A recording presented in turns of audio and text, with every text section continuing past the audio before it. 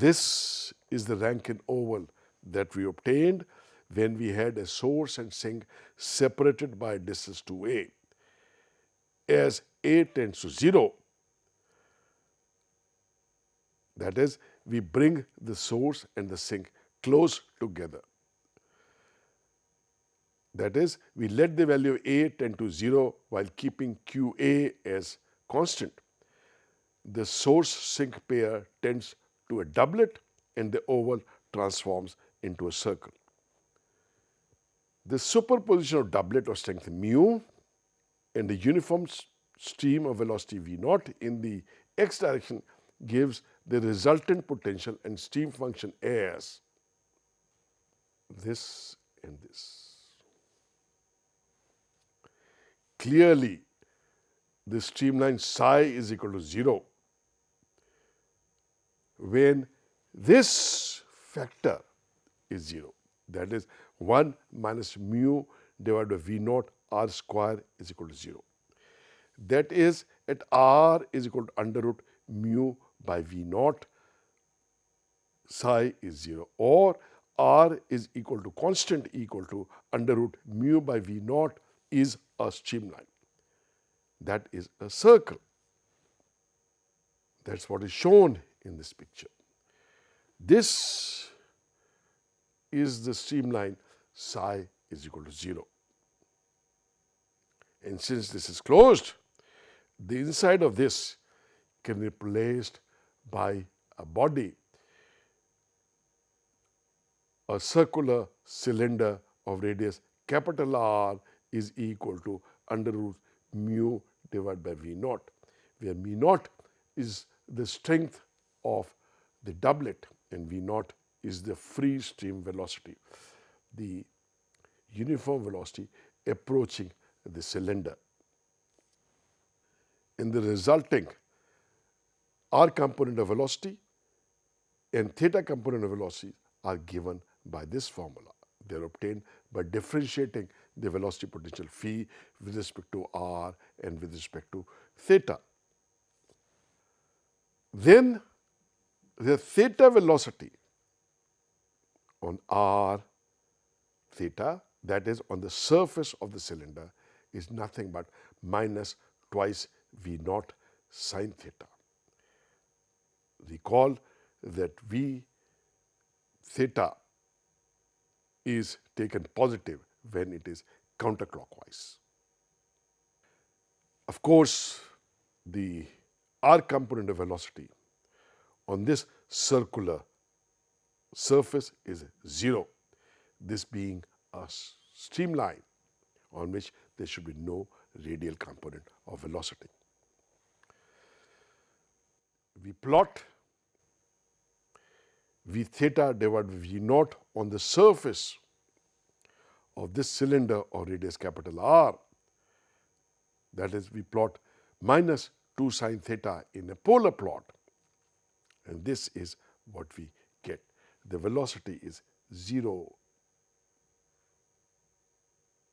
at the horizontal diameter, this being the stagnation point. At 30 degrees, that is when theta is 30 degrees, sine theta is 1/2. So the value of v theta is minus 1. That is, we have recovered at these points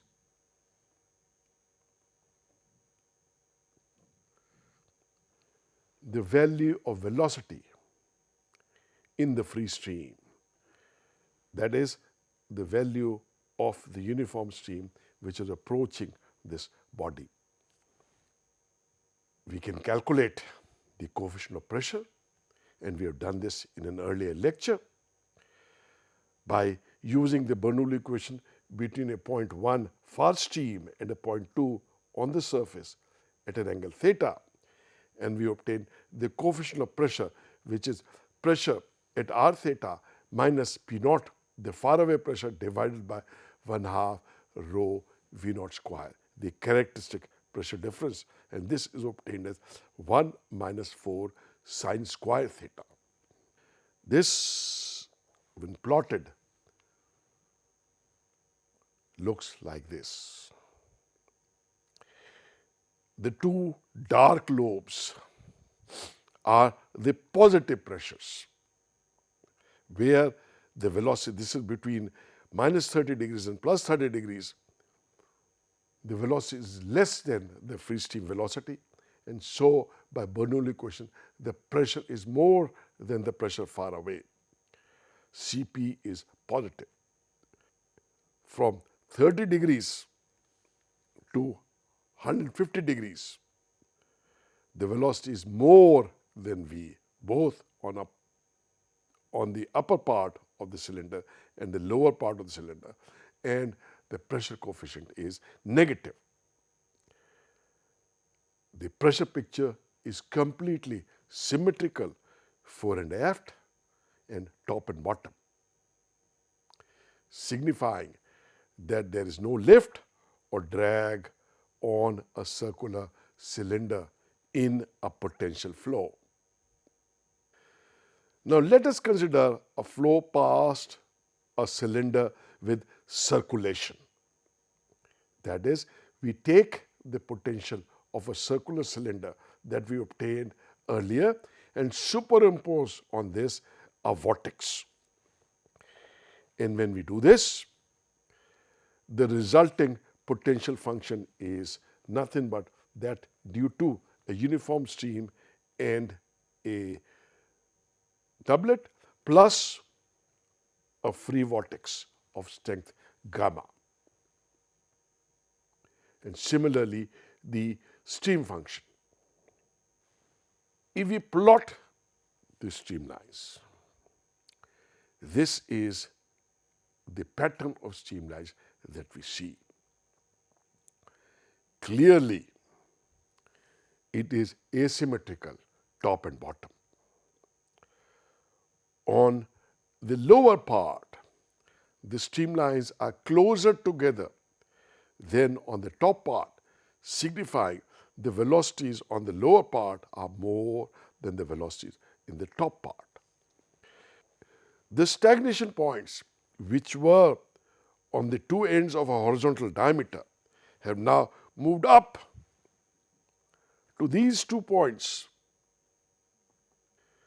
and the coefficient of pressure around this cylinder is given by this expression. These two terms are the same when there was no circulation, and these two additional terms are due to circulation. This Cp plot looks like this. Clearly, on this top portion, there is positive pressure pushing it down, and in the bottom portion, the pressure coefficient is negative, pulling it down. So both act toward producing a downward force perpendicular to the direction of the uniform flow. Now this pressure distribution depends upon the value of circulation, that is the strength of the vortex that we have imposed.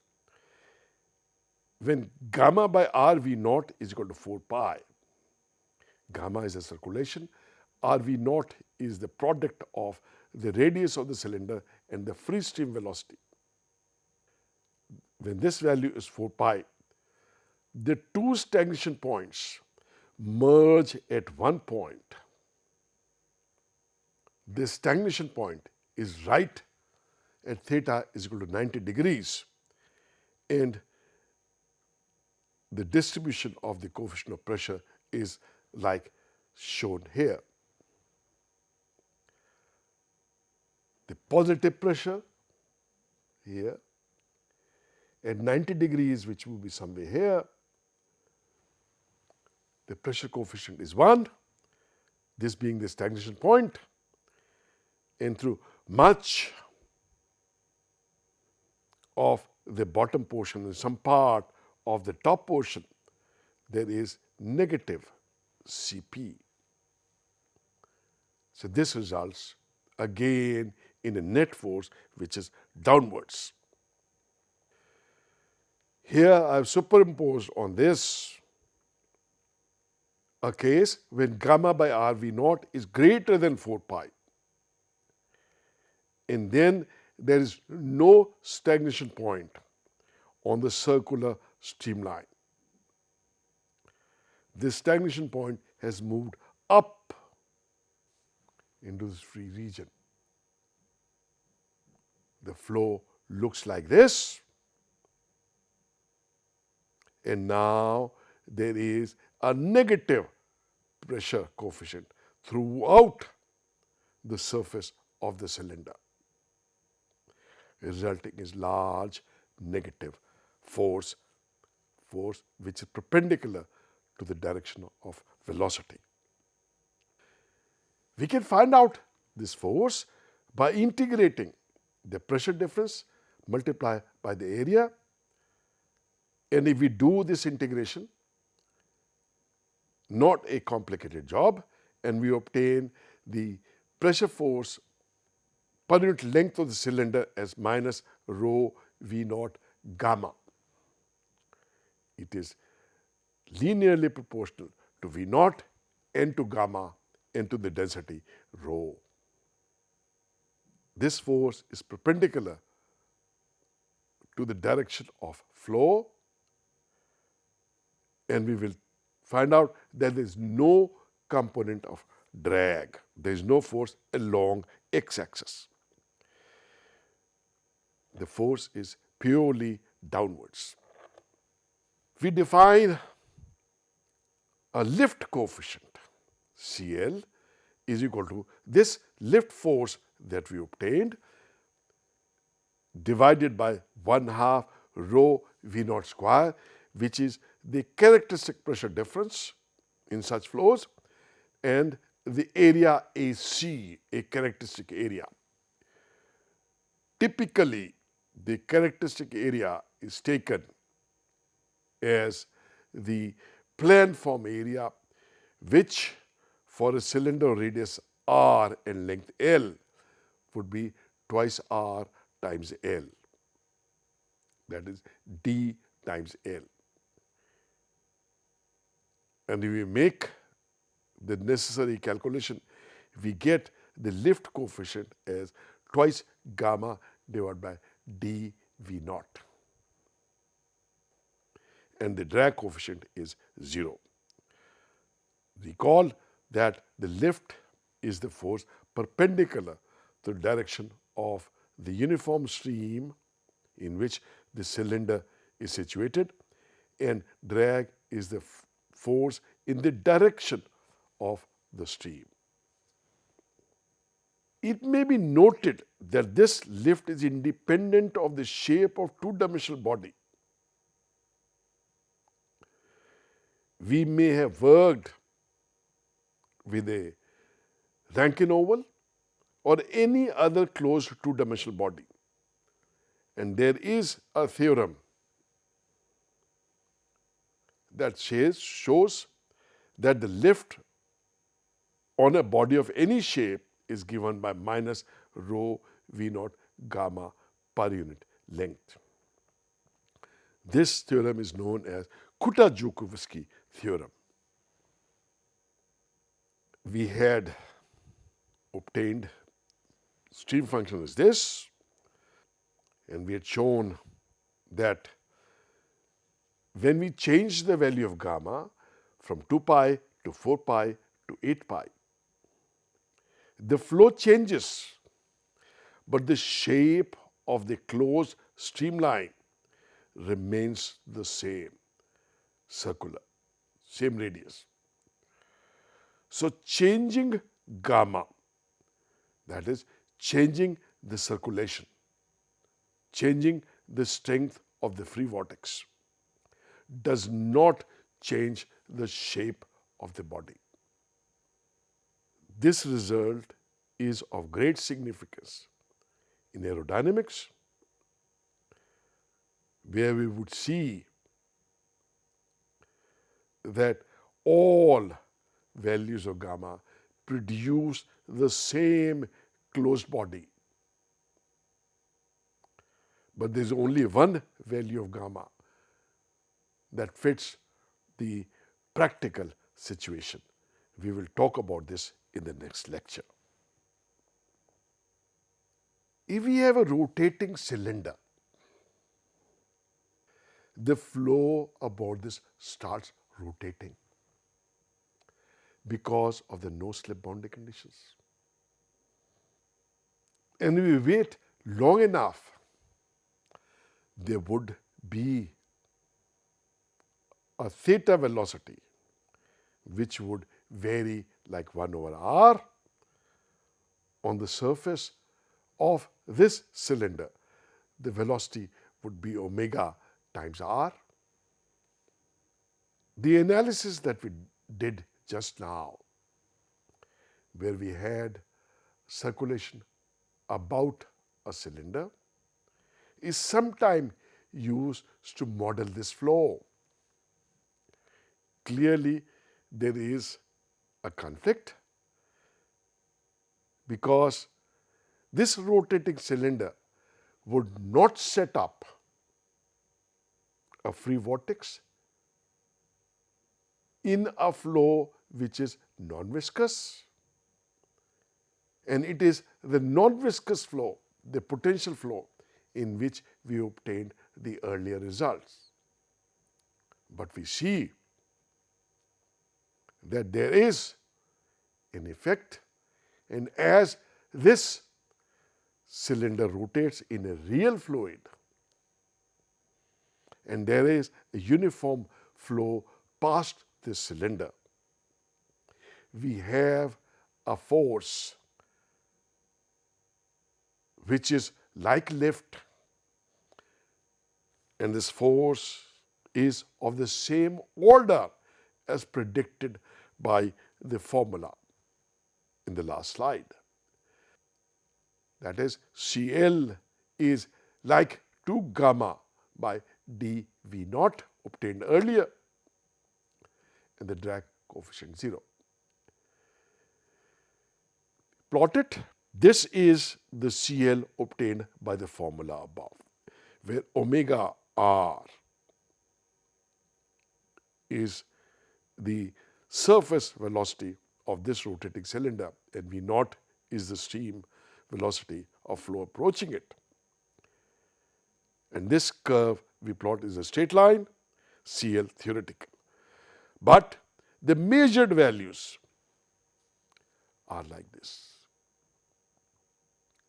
Clearly, there is large scale deviation, but the forces are of the same order.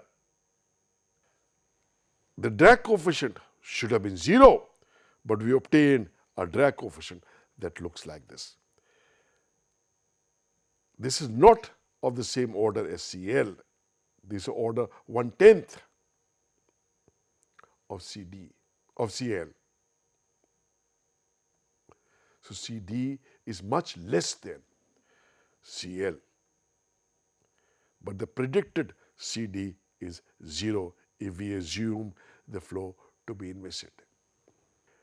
This